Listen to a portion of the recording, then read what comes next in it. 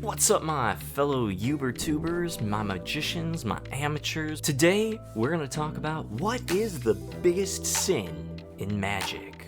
Or maybe you'll call it the biggest no-no. The thing that will get you ostracized from every magic club, that will get you hate comments from the magic community, that will elicit instant anger from every professional magician. What is the thing that you can do to get all that hate? So my name is Brian. I've been a professional tricky person for 10 years now and have a ton of experience creating my own acts and my own methods for tricks. And today I want to explain how the biggest sin in magic is not revealing how a trick is done. So let's get into what this actually is.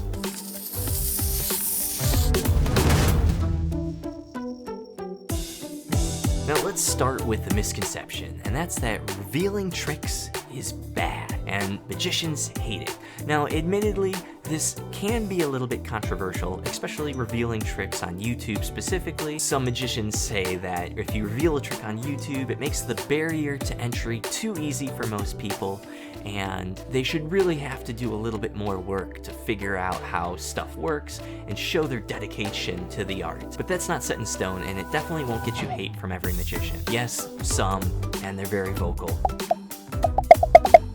This is not true. I can give some examples. For example, Penn and Teller.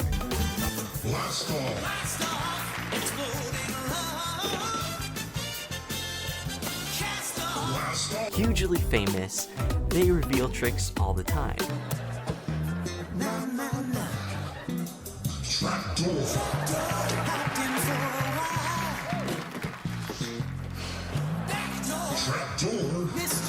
But the reason this isn't controversial is they're revealing their own tricks. They're tricks that they created that really nobody else uses, and they're showing you how they work. That's really not that controversial. Even when it comes to the masked magician who has to hide his identity to show you how all the secrets of the magic world work. It's the show that magicians around the globe don't want you to see. The masked magician is back, out of hiding, daring to expose the world's most highly guarded secrets. That's just for performance. Nobody cares. Or most magicians don't care. Why? Because he's revealing things that are really public domain. If you really wanted to know how everything on The Masked Magician worked, you don't actually have to watch The Masked Magician. You just go to your public library and probably get some beginner magic books, and most of those tricks will actually be in beginner books. But then, if it's not revealing tricks, what is the sin of magic? Well, the sin is not really one sin. There's two sins that you can commit that will get you the hate. So, title is a little misleading, but stick with me. One, you probably already inherently know this is bad to do, and the second one is a little bit more complicated and hard to explain, especially if you're not a magician. So let's start with number one, the one most people will inherently understand, and that is stealing an act. Now, the act is the artistic show that you're actually doing. Stealing an act in any artistic endeavor is universally hated. Whether it's film, or music, or art, or writing, we have words for that, right? Copyright, plagiarism, poaching. Nothing but a common thief. Universally, that's bad. A real good example of this happening to a magician is with Piff the Magic Dragon. After Piff had performed his act on Penn and Teller, as well as America's Got Talent, another magician on Russia's Got Talent doesn't even speak the same language, stole his act almost verbatim. Every joke, every costume, every piece, every trick.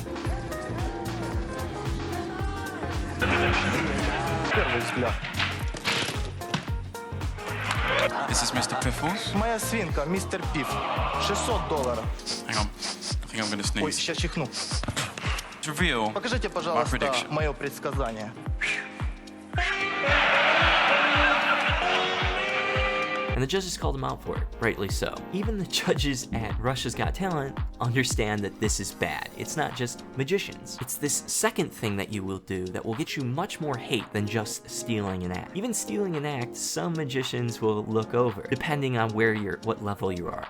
If you're a very amateur magician and you are stealing somebody's act verbatim, most magicians look that over. But this second thing, this will get you hate. This will get you ostracized.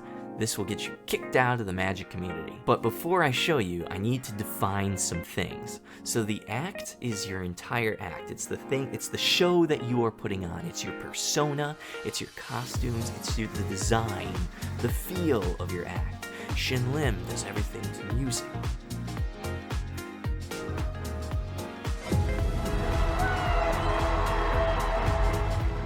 The Amazing Jonathan just tells jokes. We're going to start with a magic trick. You, sir, do you have a handkerchief? All right, do this. You have something hanging.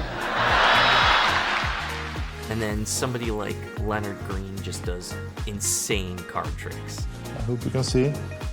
I deal the cards in the beam.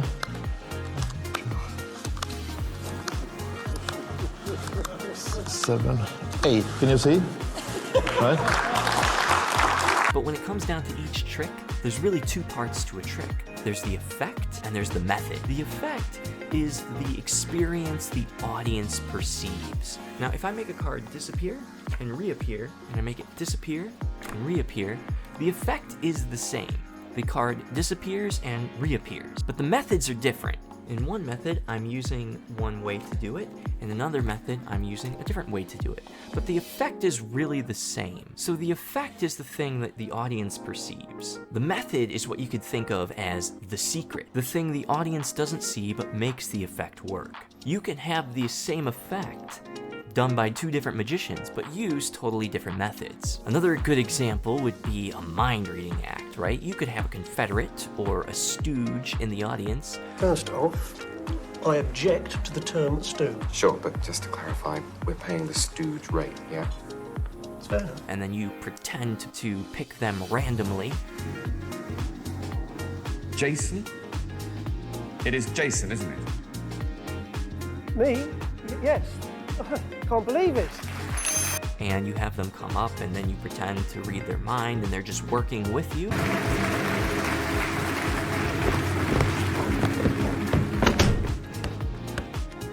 Or you could have somebody who really is random write down a word on a piece of paper, and then somehow you get your hands on that piece of paper, and then you tell them what they were thinking by really reading the piece of paper. Word. Oh. This happens every now and then, ladies and gentlemen. He says the word was reserved, and sometimes I get them upside down. Those are two different methods, but the effect is the same. You are reading someone's mind. So just keep that in mind. So effect, audience, what they perceive, method, the secret of the trick. It's really stealing certain methods that will get you into trouble.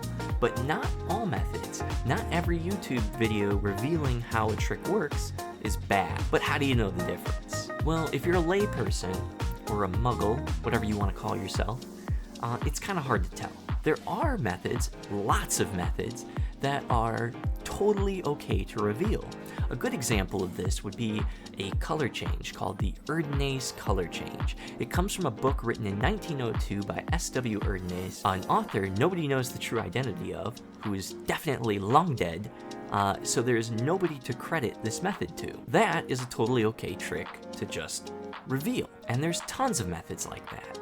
Where you get into trouble is when you steal a magician who is currently making money from a method. See, when we magicians create a method, we have two options that we can do with it. Either one, keep it in our act and never reveal it to anybody.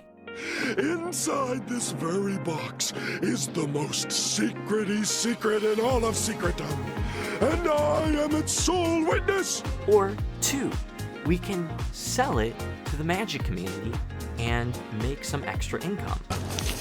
My tricks. All of them.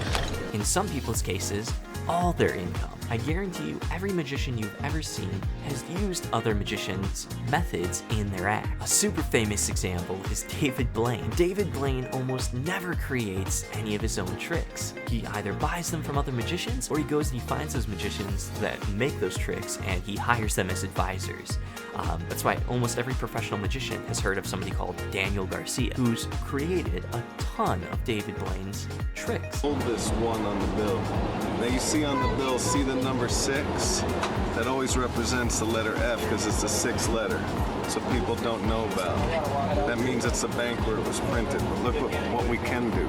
See, if I take the letter F, see that F? Hold it tight. I just put my thumb above it and just rub it. See, I can actually see. man, rude ass, bad man. So what if you were able to manipulate something that is so closely guarded? What if you were able to move the special ink from one side of the bill all the way across to the other, and then give the bill back to them so that they can take home and keep?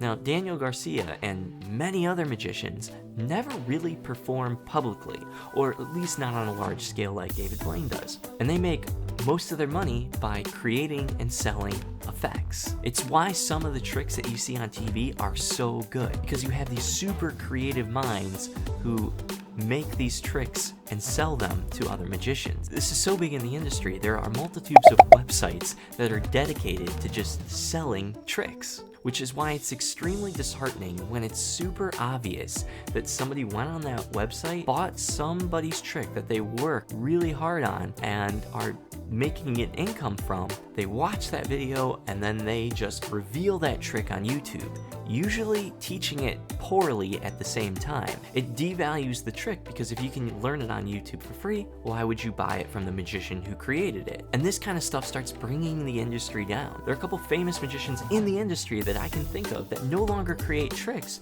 because of this problem. And this is the big sin. Stealing somebody else's method and either putting it in your act or revealing it on YouTube. But don't be fooled. When somebody is revealing something on YouTube for free, they're not doing it for free. They're doing it for ad revenue and free publicity. They are making money off of somebody else's hard work. To create a method, you have to test that method over and over and over and fine-tune it. Some methods take years for magicians to create, and it's part of the reason why it will get you so much hate. As a magician, it's super disheartening because it hurts the industry.